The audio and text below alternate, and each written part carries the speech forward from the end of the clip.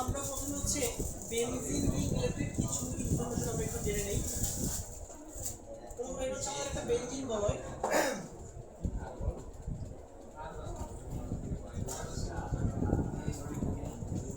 তোমরা সবাই জানো যে বেনজিন বলয় হচ্ছে আমাদের কি 6 কার্বনের একটা চক্র এবং ভিতরে আমরা কি এরকম একটা গোল্লা দিয়ে থাকি, ঠিক আছে? গোল্লা দিয়ে থাকি। মনে করো এই বেনজিন বলয়ের কোন একটা কার্বনে একটা OH মূলক যুক্ত, কি যুক্ত? OH মূলক যুক্ত। তো বেনজিন বলয়ের কোন কার্বনে যদি একটা OH মূলক যুক্ত থাকে তখন ওই যৌগটাকে বলা হয় ফেনল। কি বলে এটাকে? ফেনল। যৌগটা হচ্ছে ফেনল। আচ্ছা, এখন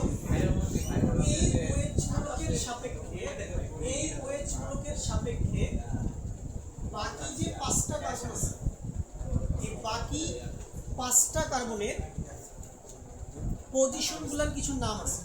যেমন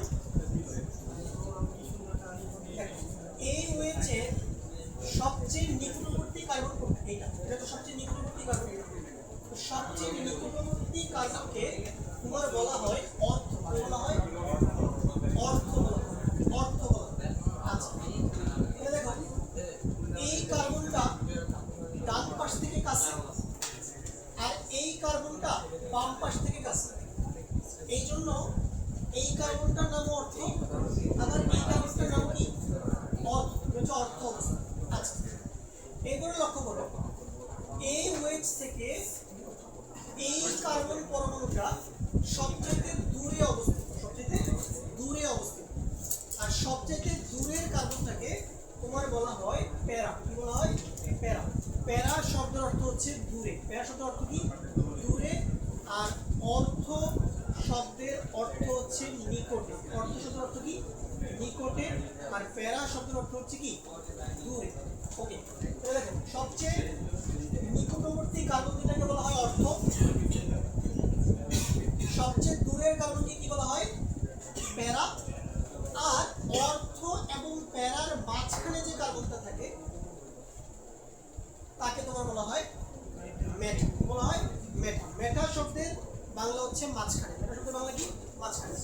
অর্থ মানে নিকটে, প্যারা মানে দূরে, মেটা মানে মাঝখানে। তাহলে সিরিয়ালটা কি দেখো? অর্থ, মেটা, প্যারা। বাম পাশ থেকে বলছে অর্থ, মেটা, প্যারা। তাহলে বেনজিন বলয়ে যদি কোনো একটা মূলক যুক্ত থাকে, যেমন ধরো OH, তাহলে ওইটার সাপেক্ষে দুইটা অর্থ অবস্থান থাকে, দুইটা মেটা অবস্থান থাকে, আর একটা প্যারা অবস্থান থাকে। অর্থ অবস্থান দুইটা, মেটা অবস্থান দুইটা, আর প্যারা অবস্থান কয়টা? একটা। ওকে, ভালো কথা। এগুলো কেন শিখলাম? এখন এই যৌগগুলোর নামকরণ করার জন্য এই কনসেপ্টটা আমাদের লাগে। দেখো মনে করো একটা বেনজিন রিংয়ে একটা OH মূলক আছে, তাহলে এটা আমরা জানি যে বেনজিনে OH থাকে, তার নাম কি? ফেনল। এটা আমরা জানি ফেনল। আচ্ছা, এখন লক্ষ্য করো, মনে করো এই OH এর সাপেক্ষে এই কার্বনে একটা NO2 মূলক যুক্ত। তাহলে বলো তো NO2 মূলকটা কোন অবস্থানে যুক্ত আছে? অর্থ, মেটা নাকি প্যারা? কোনটা? প্যারা অবস্থানে যুক্ত। এই জন্য এই যৌগটার নাম হবে প্যারা নাইট্রোফেনল।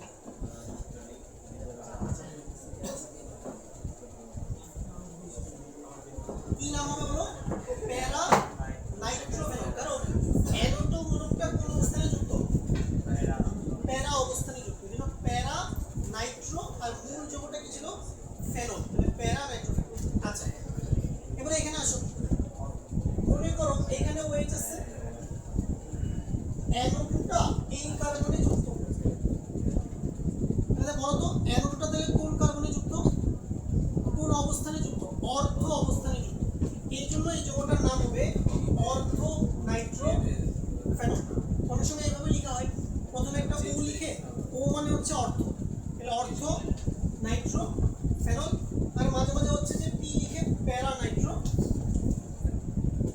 বুঝতে পারলাম কিভাবে এগুলো নামকরণ করা হয়। দেখো এই দুইটা যৌগের কিন্তু আণবিক সংকেত সেম, কিন্তু দেখো NO2 মূলকটার যে পজিশন এটা ডিফারেন্ট হয়ে যাওয়ার কারণে কিন্তু দুইটা যৌগের ভৌত এবং রাসায়নিক ধর্ম সম্পূর্ণ বদলে যাবে, সম্পূর্ণ ডিফারেন্ট আসবে। আচ্ছা সবাই কথাটা আমি লিখো খাতায় দাও। এক মিনিট বসে আসসালামু আলাইকুম ম্যাম। আসছো আধা ঘন্টা আগে, এখন তাহলে দিচ্ছ এটা নাই কি অবস্থা? এত মিস দাও কেন ভাই? বাজার ভাস কি ঢাকাইছিল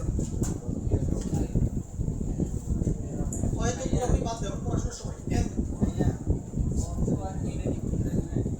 আচ্ছা বলছি আবার দেখো, বেনজিন বলে মনে করো একটা মূলক তো একটা কার্বনে যুক্ত আছে, হাতে রইল আর কয় কার্বন? 5 কার্বন না, ওই 5টা কার্বনের নাম আছে।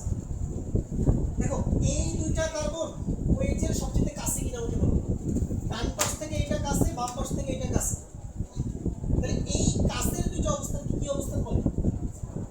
অর্থ অবস্থান বলে। আর এই কার্বনটা দেখো সবচেয়ে দূরে, দূরের কার্বনটাকে বলা হয় প্যারা, আর অর্থ আর প্যারার মাঝখানটাকে বলা হয় মেটা। অর্থ দুটো থেকে মেটা, দুটো থেকে প্যারা।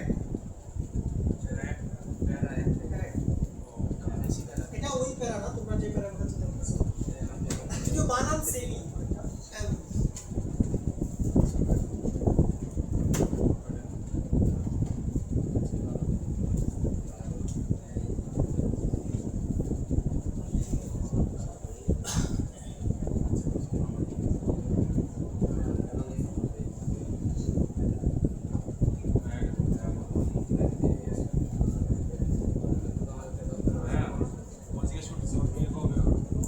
এই ধরনের হয়তো কোশ্চেন এখন পড়াশোনার মধ্যে আমরা আছি।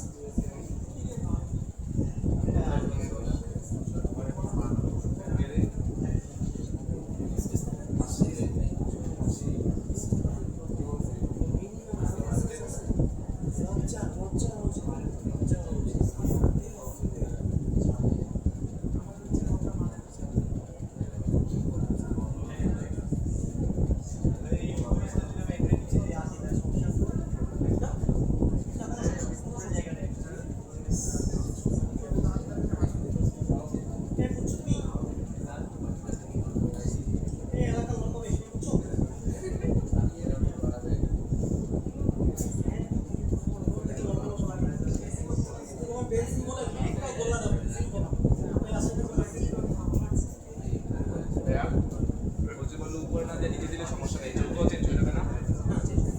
এটা NO2 অবস্থানে চলে যায়, চেঞ্জ হয়ে যাবে। ওয়েটের জন্য শুধু আচ্ছা ভাই তুমি বুঝছি, ঠিক আছে চলো নেক্সট পেজে যাই। এবার একটা কোশ্চেন করব আমরা। কোশ্চেনটা কি? প্যারা নাইট্রোফেনলের গলনাঙ্ক অর্থ নাইট্রোফেনল অপেক্ষা বেশি কেন? এই কোশ্চেনটা কিন্তু আমরা দেখব, এটা পরীক্ষা আসে। দেখো দুটো ছবি আছে, উপরের ছবিটা দেখতে পাচ্ছ যে এটা একটা হলুদ কালারের একটা পাউডার, আর এটা হচ্ছে যে তোমার অর্থ নাইট্রোফেনল, আর নিচেরটা হচ্ছে যে একটু হালকা গাঢ় না, দেখতে পাচ্ছি দেখতে খিচুড়ির মতো লাগছে, ঠিক না? খিচুড়ি না আসলে বাসি খিচুড়ি, এটা হচ্ছে বাসি খিচুড়ির মতো আসলে, রেস্টুরেন্টে যেগুলো সার্ভ করে তোমরা মজা করে খাও, ঠিক আছে? বাসি খিচুড়ি, বাসি খাচ্ছি, বাসি যাই হোক, এটা হচ্ছে প্যারা নাইট্রোফেনল। ওকে আচ্ছা এখন লক্ষ্য করো, এইটা হচ্ছে আমাদের, দেখো এটা হচ্ছে আমাদের অর্থ নাইট্রোফেনলের গাণিতিক সংকেত। দেখো এই কারণে একটা OH আছে, তুমি OH কে কিভাবে লিখবা? এই যে অক্সিজেন বন্ড হাইড্রোজেন, কিভাবে তুমি লিখবা? আর এরপরে দেখো অর্থ অবস্থানে ভাই একটা কি যুক্ত? NO2 যুক্ত।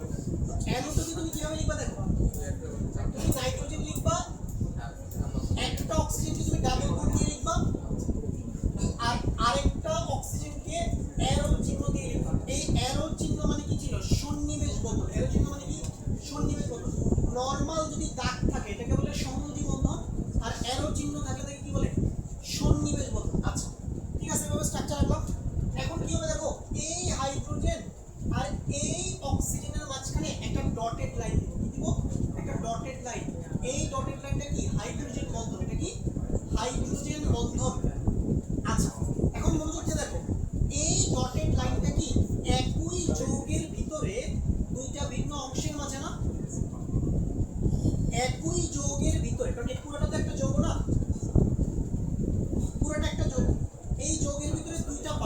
হচ্ছে OH আরেকটা কি NO2। তাহলে এই ডটেড লাইনটা হচ্ছে এই যৌগের ভিতরে OH আর NO2 এর মাঝে। তাহলে যদি কোনো যৌগের ভিতরে দুইটা অংশের মাঝখানে এরকম ডটেড লাইন পাওয়া যায় তখন এই ধরনের হাইড্রোজেন বন্ধনকে বলা হয় কি অন্ত আণবিক। বলা হয় অন্ত, অন্ত মানে ভিতরে, যৌগের ভিতরে অন্ত আণবিক হাইড্রোজেন বন্ধন, অন্ত আণবিক হাইড্রোজেন বন্ধন। ঠিক আছে? আচ্ছা, এটা হচ্ছে অর্থ নাইট্রোফেনল। এবার হচ্ছে প্যারা নাইট্রোফেনল। দেখো প্যারা নাইট্রোফেনলকে তুমি কিভাবে লিখবা? তুমি বেনজিন বলকে তো এইভাবে লিখো, নরমালি এইভাবে লিখো না, খাড়া লিখো। তুমি এভাবে সোয়া লিখো, সোয়া লিখো। দেখো সোয়া লিখছি একটু অনুভূমিকভাবে লিখছি কি বেনজিন রিংটা। দেখো এই কার্বনে কি যুক্ত বলো তো? OH যুক্ত। দেখো OH যুক্ত। আর লক্ষ্য করো এই কার্বন থেকে সবচেয়ে দূরে কোন কার্বনটা অবস্থিত? এটা না, এটা। তাহলে এই কার্বনে কি যুক্ত? দেখো একটা NO2 যুক্ত। তাহলে প্যারা পজিশনে কি যুক্ত? একটা NO2 যুক্ত। তাহলে এই যৌগটা প্যারা নাইট্রোফেনল। কথা বুঝছো? তাহলে যৌগে এরকম খারাপভাবেও থাকতে পারে আবার এরকম হরিজন্টালও থাকতে পারে। বুঝছো? দুইভাবে এগুলো লেখা যায়। বুঝছো? আচ্ছা, এবার ধরো এটা হচ্ছে আমার একটা প্যারা নাইট্রোফেনল। তুমি ঠিক ডান পাশে আরেকটা প্যারা নাইট্রোফেনলের অণু আঁকবা। বাম পাশেরটা তুমি যেভাবে লিখছো না, ডান পাশেরটা হুবহু একইভাবে লিখতে হবে। বুঝছো? হুবহু একইভাবে লিখতে হবে। লিখার পর কি হবে দেখো, এই যে এই অক্সিজেন আর এই হাইড্রোজেনের মাঝে কি থাকবে? একটা ডটেড লাইন। কি থাকবে? Dotted line. ওকে, আচ্ছা। সিমিলারলি এই অক্সিজেনের ডান পাশে তুমি একটা ডটেড লাইন দিবা। প্রশ্ন হচ্ছে ভাই কেন? কারণ প্যারা নাইট্রোফেনলের অণু কি এখানে একটা থাকবে নাকি অসংখ্য থাকবে? অসংখ্য থাকবে। মানে এই অক্সিজেনের ডান পাশেও কিন্তু আরো প্যারা নাইট্রোফেনলের অণু থাকতে পারে। এই জন্য ডান পাশে ডটেড লাইন দিতে হবে। আবার দেখো এই হাইড্রোজেনটা বাম সাইডেও কি আরো প্যারা নাইট্রোফেনলের অণু থাকতে পারে। এই জন্য এখানে ডটেড লাইন দিতে হবে। এই ডটেড লাইনগুলো ভাই কি হাইড্রোজেন বন্ধন। এবার মনোযোগ দাও যে এই যে ডটেড লাইনটা এটা কি দুইটা ভিন্ন যৌগের মাঝে না? উপরেরটা কি ছিল? একই যৌগের ভিতরে দুইটা অংশের মাঝখানে। আর এইখানে তোমার ডটেড লাইনটা কি দুইটা আলাদা যৌগের মাঝখানে কিনা বলো? তাহলে যদি এই ডটেড লাইনটা দুইটা আলাদা যৌগের মাঝখানে হয় তখন এটাকে বলবো আন্ত আণবিক। কি বলবো? আন্ত আণবিক। যদি একই যৌগের ভিতরে হয় তাহলে বলবো কি অন্ত আণবিক। আর দুইটা আলাদা যৌগের মাঝখানে হলে হচ্ছে কি আন্ত আণবিক। ওকে, তাহলে প্যারা নাইট্রোফেনলে কি ধরনের হাইড্রোজেন বন্ধন থাকে? আন্ত আণবিক হাইড্রোজেন বন্ধন থাকে। এখন পরীক্ষা করে দেখা গেছে শক্তিমত্তা আন্ত আণবিক হাইড্রোজেন বন্ধন অন্ত আণবিক হাইড্রোজেন বন্ধন অপেক্ষা অধিক শক্তিশালী। তো তুমি লজিক্যালি চিন্তা করো ভাইয়া, এই বন্ধনটা ভাঙতে বেশি শক্তি লাগবে নাকি এই বন্ধনটা ভাঙতে বেশি শক্তি লাগবে? তাহলে যেহেতু এখানে শক্তিমত্তা বেশি, আন্ত আণবিক হাইড্রোজেন বন্ধনের শক্তিমত্তা বেশি, এই জন্য এই বন্ধনটা ভাঙতে বেশি শক্তি লাগবে, বেশি তাপ শক্তি লাগবে। আর এই বন্ধনটা ভাঙতে কম তাপ শক্তি লাগবে। তাহলে যেখানে বেশি তাপ শক্তি লাগবে মানে কি গলনাঙ্ক বেশি, আর কম তাপ শক্তি লাগবে মানে গলনাঙ্ক কম। এই জন্যই তোমার প্যারা নাইট্রোফেনলের গলনাঙ্ক অর্থ নাইট্রোফেনল অপেক্ষা কি হয়ে থাকে? অধিক হয়ে থাকে। বুঝছি? লিখতে পারবো পরীক্ষা আসলে এই স্ট্রাকচারগুলো আঁকতে হবে। এইগুলা কি আঁকতে পারবো পরীক্ষায়? এগুলো আঁকতে হবে, এগুলো সুন্দর করে লিখতে হবে। লিখো সবাই।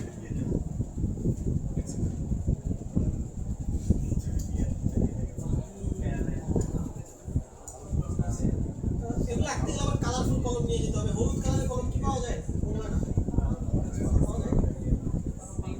হলুদ কালার হচ্ছে যে সাদার মধ্যে ফুটবে না, কালোর মধ্যে খাতার করে কালো।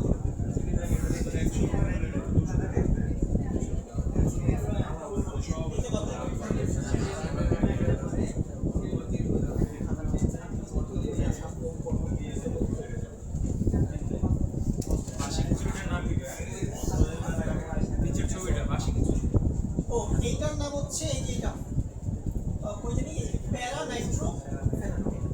আর উপরেরটা হচ্ছে তোমার অর্থ নাইট্রোফেনল।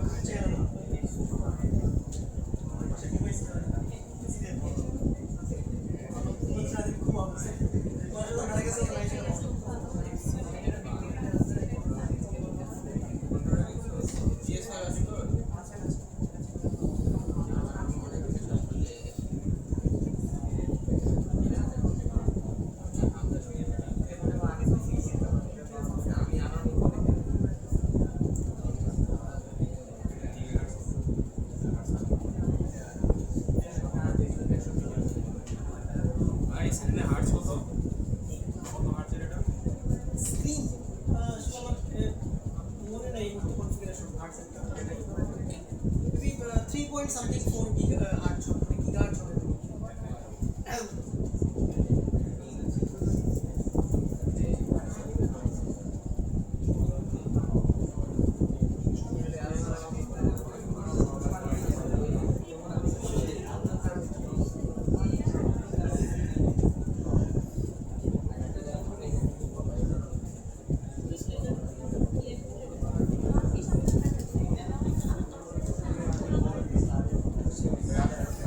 কোনটা হাইড্রোজেন বন্ধন বেশি ইলেকট্রন এটা তো কথা আমরা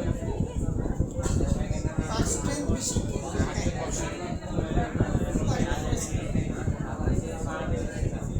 আচ্ছা ভাই লিখা হয়েছে তুমি সবার? ওকে এই দেখো এবার নেক্সট এবার এই কোশ্চেনটা দেখো কয়টা স্টার্ট দিছি?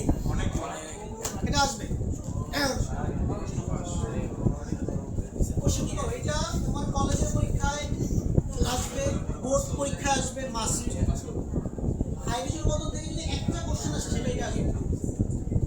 কোশ্চেন কি করো পানি কক্ষ তাপমাত্রায় তরল কিন্তু H2S গ্যাসীয় কেন ব্যাখ্যা করো।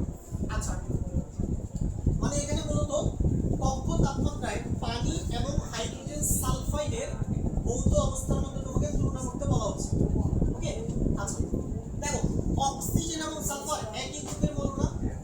কত গ্রুপ কত 16 গ্রুপ 16 গ্রুপ 16 কোনটা ছিল গ্রুপ 16 অক্সিজেন সালফার সেলেনিয়াম তারপরে টেলুরিয়াম। অক্সিজেন এবং সালফার একই গ্রুপের মৌল এবং তারা দুজনই হচ্ছে যে হাইড্রোজেনের সাথে মিলে পানি তৈরি করছে আর কি তৈরি করছে হাইড্রোজেন সালফাইড। এখন তাইলে তো দুইটা যৌগেরই ভৌত রাসায়নিক যৌগ সেম হওয়ার কথা না, যেহেতু অক্সিজেন এবং সালফার একই গ্রুপের মৌল। কিন্তু দেখা যাচ্ছে পানি নরমাল রুম টেম্পারেচার মানে কত 25 ডিগ্রি সেন্টিগ্রেডে লিকুইড হিসেবে থাকে আর হাইড্রোজেন সালফাইড কি গ্যাস হিসেবে থাকে। প্রশ্ন হচ্ছে কেন? এর কারণ থেকে এর পিছনে প্রধান কারণ হচ্ছে হাইড্রোজেন বন্ধন। কি হাইড্রোজেন বন্ধন? দেখো তুমি কি করবা, তুমি পাশাপাশি তিনটা পানি অণু লিখবা এই যেভাবে লিখবে। তবে পাশাপাশি তিনটা পানি অণু লিখছি না?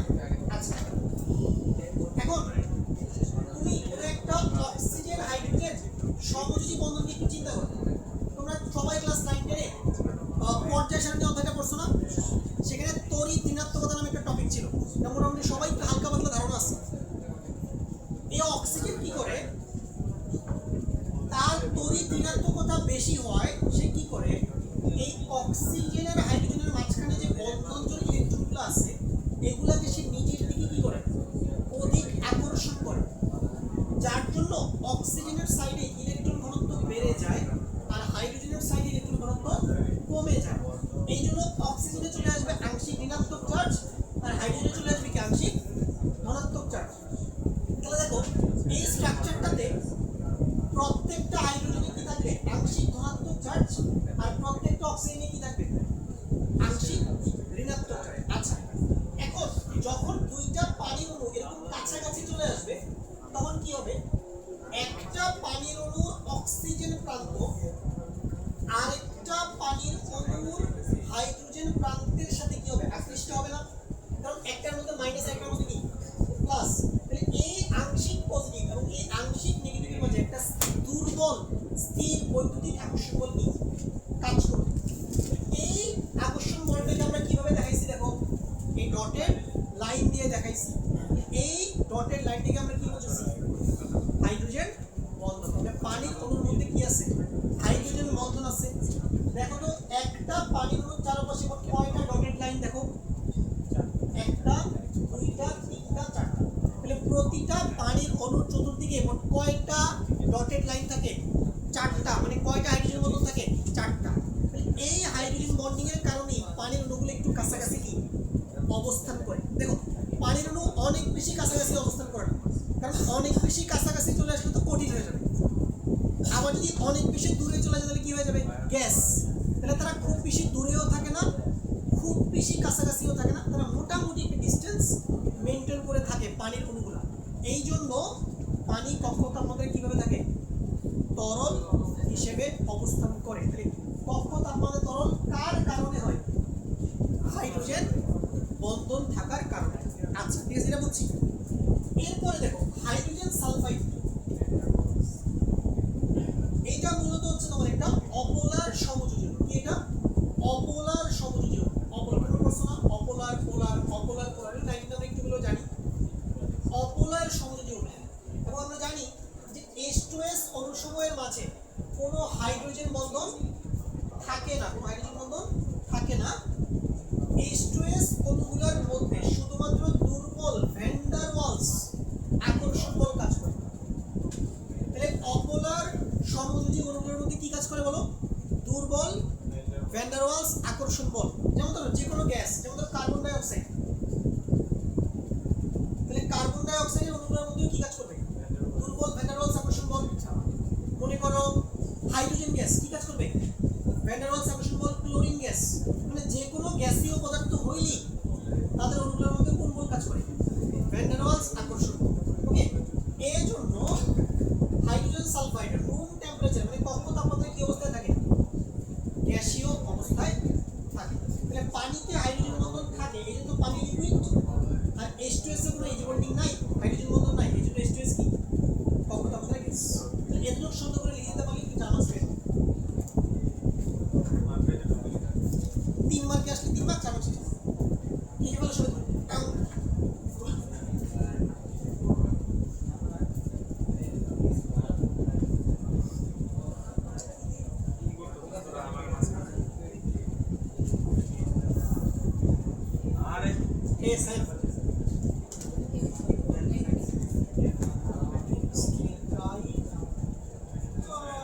গাইড কিংবা হচ্ছে শুধুমাত্র সৃজনশীল প্র্যাকটিসের জন্য royal constitution.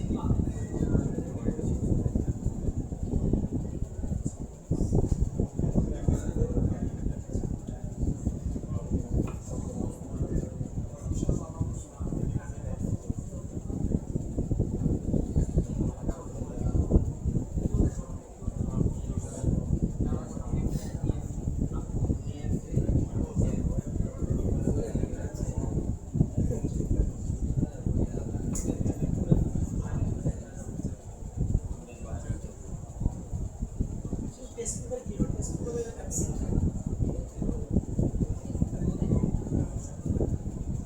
Royal guide number একটা ইয়ে হবে, গাইড বসায় ব্যাক করা হবে, বসায়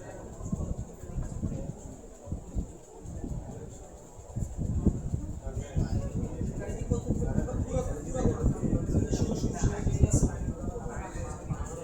ইয়াতে করা নিউ মার্কেটের কমন বই করতে রেজিস্ট্রেশন আছে না ঠিক অবস্থা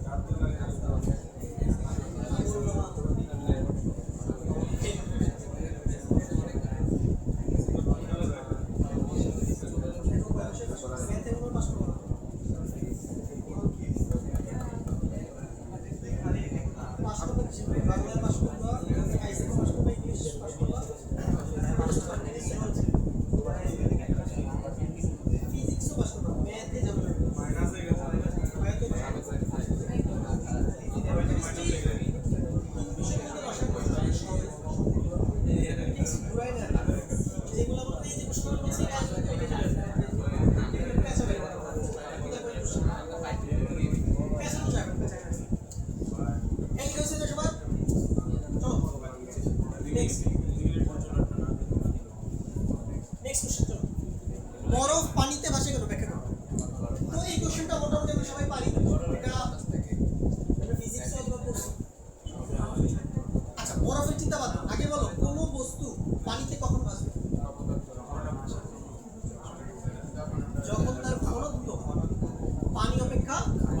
কম হয় তখন ওই বস্তুটা পানিতে ভাসে।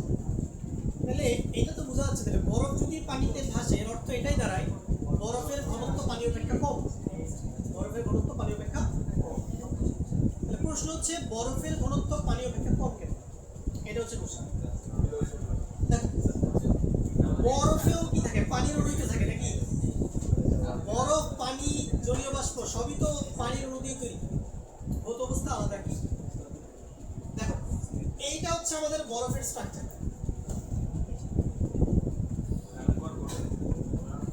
হ্যাঁ, এই স্ট্রাকচার বিজ্ঞানীরা কেমনে পাইছে? কোন একটা যৌগের স্ট্রাকচার বের করার জন্য অনেক টেকনিক আছে, যেমন একটাকে বলে এক্স রে ডিফ্রাকশন টেকনিক। এটা যিনি আবিষ্কার করেছিলেন নোবেল পাইছেন আবিষ্কার করার জন্য। তারপরে তোমার আছে স্পেকট্রোস্কোপি, এগুলো দিয়ে বের করে। এটা হচ্ছে বরফের স্ট্রাকচার। মানে তুমি যদি বরফকে অ্যানালাইসিস করো তাহলে এই ধরনের স্ট্রাকচার তুমি পাবে। এখানে দেখো লাল কালি দিয়ে যে অ্যাটম, মানে লাল কালারের যে অ্যাটমগুলো তুমি দেখতে পাচ্ছ এগুলো হচ্ছে অক্সিজেন, অক্সিজেন। আর সাদা সাদা আছে না কতগুলো, এগুলো হচ্ছে কি হাইড্রোজেন, এগুলো হচ্ছে হাইড্রোজেন। ওকে, দেখো এখানে আর ডিটেইলস ভাবে দেখাইছে। এই যে এইটা হচ্ছে তোমার একটা পানির অণু। দেখো পানির অণুর শেপ দেখছো, এই শেপ, এই শেপ, এটা এই যে এরকম এরকম না, ভি শেপ, ভি শেপ। এই দেখো অক্সিজেন, এবং অক্সিজেনে দেখা যাচ্ছে অক্সিজেন কি চার্জ, নেগেটিভ চার্জ। আর হাইড্রোজেন কি চার্জ, সাদাগুলো হচ্ছে হাইড্রোজেন, হাইড্রোজেন হচ্ছে পজিটিভ চার্জ। ঠিক আছে, পজিটিভ চার্জ। ওকে, আচ্ছা দেখো এখানে কি হবে, এখানে অসংখ্য পানির অণু, অসংখ্য পানির অণু পরস্পরের সাথে হাইড্রোজেন বন্ধনের মাধ্যমে যুক্ত হয়ে, আমরা বলছি বরফের কেলাসে অসংখ্য পানির অণু পরস্পরের সাথে হাইড্রোজেন বন্ধনের মাধ্যমে যুক্ত হয়ে এরকম ষড়ভুজাকার কি তৈরি করে, একটা স্ট্রাকচার এখানে তৈরি করে। এবং তুমি যদি এই স্ট্রাকচারটাকে মনোযোগ দিয়ে অবজার্ভ করো, দেখো এখানে প্রচুর পরিমাণে ভেকেন্ট স্পেস আছে, ফাঁকা জায়গা, দেখছো? এগুলা কি ফাঁকা জায়গা, কিছু আছে এখানে? কিছুই তো নাই, এই ফাঁকা জায়গায় কিছুই নেই। তাহলে প্রচুর পরিমাণে এরকম যদি ফাঁকা জায়গা থাকে এখানে, তার মানে বরফের আয়তন তুলনামূলকভাবে কি হবে, পানি অপেক্ষা বেশি, পানি অপেক্ষা বেশি হবে। আর তোমরা জানো ঘনত্ব মানে কি, ঘনত্ব সমান কি, ভর বাই আয়তন না? এটা আমরা সবাই জানি। ঘনত্ব মানে কি, ভর বাই আয়তন। তাহলে দেখো যদি আয়তন বেড়ে যায়, যদি আয়তন বেড়ে যায় তাহলে ঘনত্ব কমে যায়। মনে করো তুমি 5 গ্রাম বরফ নিছো, 5 গ্রাম বরফ নিছো, 5 গ্রাম পানি নিছো, কার আয়তন বেশি হবে, কার আয়তন বেশি হবে? বরফের আয়তন বেশি। কার আয়তন বেশি হবে? বরফের আয়তন বেশি হবে। তাহলে 5 গ্রাম পানি মানে সমপরিমাণ বরফ আর সমপরিমাণ পানির মধ্যে বরফের আয়তনটা বেশি হবে। কেন? কারণ এটা হচ্ছে বরফের স্ট্রাকচার। এই স্ট্রাকচারের মধ্যে প্রচুর পরিমাণে ফাঁকা জায়গা আছে, যার জন্য বরফের আয়তন বেশি। আর আয়তন বেড়ে গেলে ঘনত্ব কমে যায়, আয়তন বেড়ে গেলে ঘনত্ব কমে যায়। এই জন্য বরফের ঘনত্ব পানি অপেক্ষা কমে যায়। আর এই জন্যই এক টুকরা বরফকে পানিতে তুমি যদি ছেড়ে দাও সেটা পানিতে ভাসবে। হ্যাঁ, কিছুক্ষণ পরে আবার বরফ গলে আবার কি পানিতে কনভার্ট হয়ে যাবে। তার মানে দেখো তাহলে বরফের আয়তন বেশি, পানির আয়তন কম। তাহলে বরফ যদি গলে যায় তাহলে আয়তন কমে যায়, আয়তন কমে যায়। কারণ বরফের আয়তন বেশি, পানির আয়তন কম।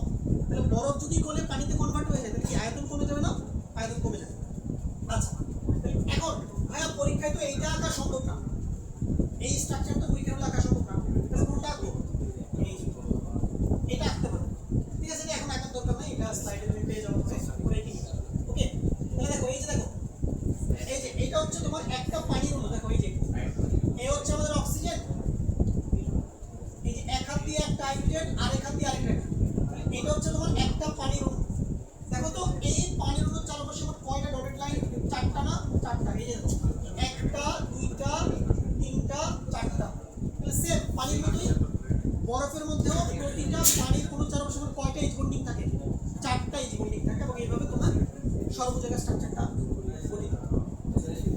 বুঝা গেল? তাহলে দেখো তাহলে বরফের মধ্যে তোমার এজ বন্ডিং থাকে, তো এই এজ বন্ডিং এর কারণে বরফের কেলাসে প্রচুর পরিমাণে ফাঁকা জায়গা সৃষ্টি হয়, যার জন্য বরফের আয়তন বেশি থাকে। আর আয়তন বাড়লে ঘনত্ব কমে যাবে, এই জন্য বরফ পানিতে ভাসবে। ওকে, আচ্ছা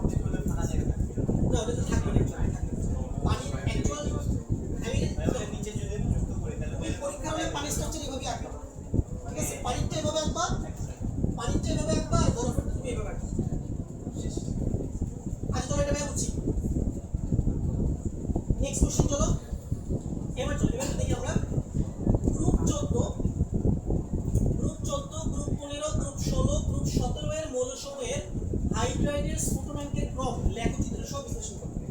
আচ্ছা দেখো গ্রুপ 14 কারা কারা থাকে বলো? কার্বন, সিলিকন, এটা হচ্ছে গ্রুপ 14। তারপরে গ্রুপ 15 কি? নাইট্রোজেন, ফসফরাস, আর্সেনিক এরা। গ্রুপ 16 কে? Oxygen, sulphur, selenium, tellurium. আর গ্রুপ 17 কি? Fluorine, chlorine, bromine. আচ্ছা তো সবার আগে গ্রুপ 14 দেখো। এখানে গ্রাফে এক্স অক্ষ বরাবর নেওয়া হয়েছে পিরিয়ড বা পর্যায়, আর ওয়াই অক্ষ বরাবর নেওয়া হয়েছে বয়েলিং পয়েন্ট। বয়েলিং পয়েন্টের বাংলা কি? স্ফুটনাঙ্ক। এবং কোন এককে? Degree Celsius. আচ্ছা দেখো তো এই হলো মিথেন। এই যে মিথেন, মিথেনের পরে কি আসবে দেখো? মিথেন না, মিথেন হচ্ছে যে তোমার কার্বনের হাইড্রোজেন মিলে তো মিথেন হইছে। কার্বনের পরে কি আসবে? সিলিকন। সিলিকন হাইড্রোজেন মিলে কি আসছে? Silicon hydride. সিলিকনের পরে কি আসবে? জার্মেনিয়াম। তাহলে জার্মেনিয়াম হাইড্রাইড। জার্মেনিয়ামের পরে কি আসবে? টি। দেখো মিথেনের বয়েলিং পয়েন্ট দেখো কত কম, নেগেটিভ বয়েলিং পয়েন্ট। কি এটা? Negative boiling point. অনেক কম না? অনেক কম। আচ্ছা এরপরে দেখো মিথেন থেকে সিলিকনে বয়েলিং পয়েন্ট একটু বাড়ছে, সিলিকন থেকে জার্মেনিয়ামে আরেকটু বাড়ছে, জার্মেনিয়াম থেকে টিনে আরেকটু বাড়ছে না বয়েলিং পয়েন্ট? তাহলে বয়েলিং পয়েন্ট বাড়ার পিছনে কারণ হচ্ছে দেখো বলি, মনে রাখবা কার্বন থেকে সিলিকনের সাইজ বেশি, সিলিকন থেকে জার্মেনিয়ামের সাইজ বেশি, জার্মেনিয়াম থেকে টিনের সাইজ বেশি। মনে রাখবা পরমাণুর আকার যত বাড়বে ভ্যান ডার ওয়ালস আকর্ষণ বলও বাড়বে। খাতা লিখে রাখো যে পরমাণুর আকার যত বাড়বে ভ্যান ডার ওয়ালস আকর্ষণ বল তত বাড়বে। পরমাণুর আকার যত বাড়বে ভ্যান ডার ওয়ালস আকর্ষণ বল তত বাড়বে। পরমাণুর আকার যত বাড়বে ভ্যান ডার ওয়ালস আকর্ষণ বল তত বাড়বে। পরমাণুর ভ্যান ডার ওয়ালস বানান পারো না এখন? VANDER Van der Waals WALLS। তাহলে পরমাণুর আকার যত বাড়বে ভ্যান ডার ওয়ালস আকর্ষণ বল তত বাড়বে।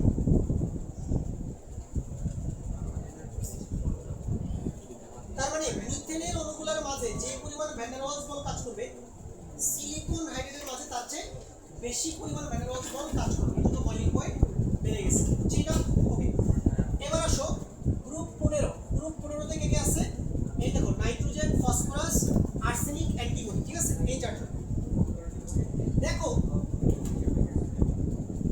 এই অ্যামোনিয়ার যে স্ফুটনাঙ্ক সেটা PS3, ASH3 এবং SbH3 থেকে তুলনামূলকভাবে বেশি না। গ্রাফ থেকে দেখা যাচ্ছে। এটার কারণ কি? কারণ হচ্ছে অ্যামোনিয়াতে হাইড্রোজেন বন্ধন থাকে। কি থাকে? হাইড্রোজেন বন্ধন থাকে। এই জন্য অ্যামোনিয়ার বয়েলিং পয়েন্ট তার গ্রুপের অন্যান্য সদস্য অপেক্ষা তুলনামূলকভাবে কি বেশি। বুঝতে পারছো? ওকে। আর এখানে দেখো PS3, আর্সেনিক আর হচ্ছে কি অ্যান্টিমনি হাইড্রাইড, এদের বয়েলিং পয়েন্ট আবার বাড়তেছে। কেন বলো তো? সেম সাইজ বাড়লে কি বলছিলাম? সাইজ বাড়লে কি বাড়ে? ভ্যান ডার ওয়ালস আকর্ষণ বল বাড়ে। অর্থাৎ ফসফরাস থেকে আর্সেনিকের সাইজ বড়, আর্সেনিক থেকে অ্যান্টিমনির আকার বড়। এই জন্য ভ্যান ডার ওয়ালস বল বাড়তেছে, বয়েলিং পয়েন্ট বাড়তেছে। আচ্ছা এরপরে আসো গ্রুপ 17। কে কে গ্রুপ 17 থেকে কে আছে? HF, HCl, HBr আর কি HI। দেখো HF এর বয়েলিং পয়েন্ট অনেক বেশি। কেন? কারণ HF এর মধ্যেও কি আছে? HF এর মধ্যেও হাইড্রোজেন বন্ধন আছে। আমরা পড়ছি না এটা? HF এর মধ্যেও H বন্ধন আছে। এই জন্য HF এর বয়েলিং পয়েন্ট তুলনামূলকভাবে কি অনেক বেশি। আর বাকি তিনটার বয়েলিং পয়েন্ট ক্রমান্বয়ে বাড়তেছে। কেন বাড়তেছে? সেম সাইজ বাড়তেছে, তো ভ্যান ডার ওয়ালস আকর্ষণ বল বৃদ্ধি পাচ্ছে এই জন্য। আর গ্রুপ 16 তে দেখো সবার উপরে কে? পানি। পানি, পানিতে বেসিক্যালি অক্সিজেন আছে আর কি। পানির বয়েলিং পয়েন্ট দেখো এই লিস্টে যারা যারা আছে সবার মধ্যে পানির স্ফুটনাঙ্ক সবচেয়ে বেশি, এবং সেটা কত? 100 ডিগ্রি সেলসিয়াস। দেখো পানি একটা সমযোজী যৌগ, তারপরেও পানির বয়েলিং পয়েন্ট এত হাই হওয়ার কারণ কি? কারণ পানিতে খুবই শক্তিশালী হাইড্রোজেন বন্ধন উপস্থিত। এই জন্য পানির বয়েলিং পয়েন্ট এত উচ্চ। বুঝতে পারলাম? আর দেখো এরপরে কি আছে? হাইড্রোজেন সালফাইড, H2Ace আর H2PE, এগুলোর বয়েলিং পয়েন্ট আবার ক্রমান্বয়ে বাড়ছে। কেন? ভ্যান ডার ওয়ালস আকর্ষণ বল বৃদ্ধি পাচ্ছে আকার বৃদ্ধির সাথে সাথে। তাহলে এই হচ্ছে মোটামুটি আমাদের এই গ্রাফটা। কি দেখবো তোমরা কোনটার বয়লিং পয়েন্ট কম বেশি তাই হয়ে যাবে। তো নেক্সট লাস্ট টপিক আমাদের আজকে এটা পরীক্ষা আসবে এটা পরীক্ষা আসতে পারে গ্রাফ শো।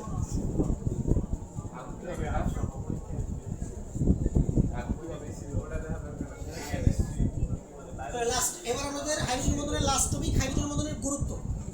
এই যে এতক্ষণ ধরে হাইড্রোজেন বন্ধন করলাম, প্রশ্ন হচ্ছে ভাই এই এইচ বন্ডিং কোথায় আছে, প্রকৃতির কোথায় এই এইচ বন্ডিংটা আছে? বলো এটা কিসের স্ট্রাকচার? কিসের স্ট্রাকচার এটা?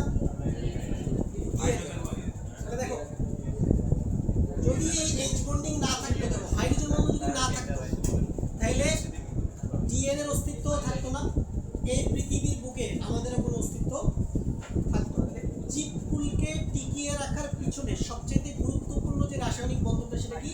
হাইড্রোজেন বন্ধন। দেখো তোমরা সবাই ডিএনএর স্ট্রাকচারে তোমরা জানো।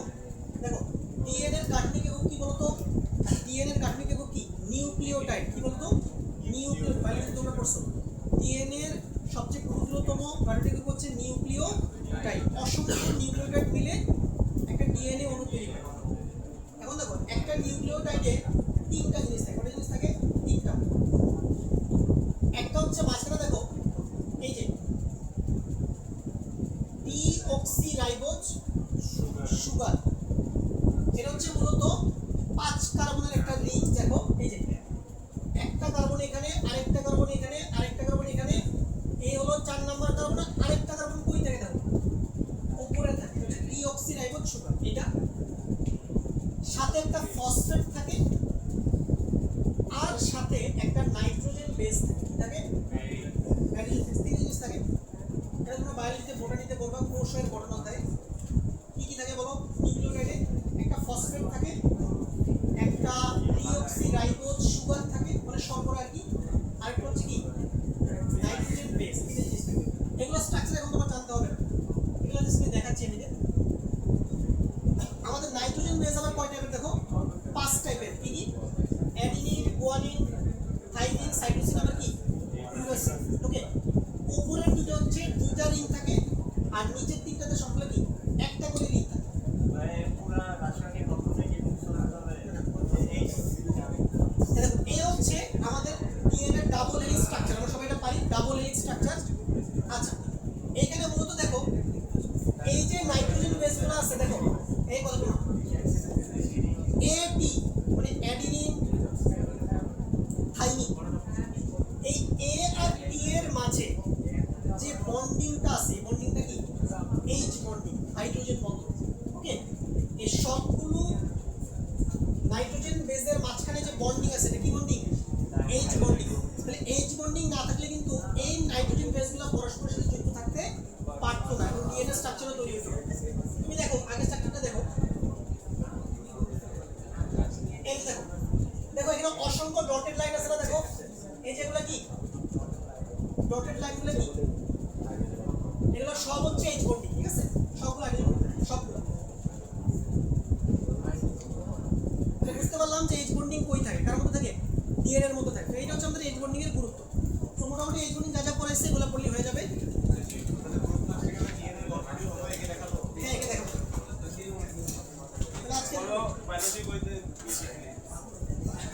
নিচে সাইড লেখক চিত্রটা ক্যাপচার আয়া তো বাইরে চিত্রটা এটা গ্রুপ করতে বাইরে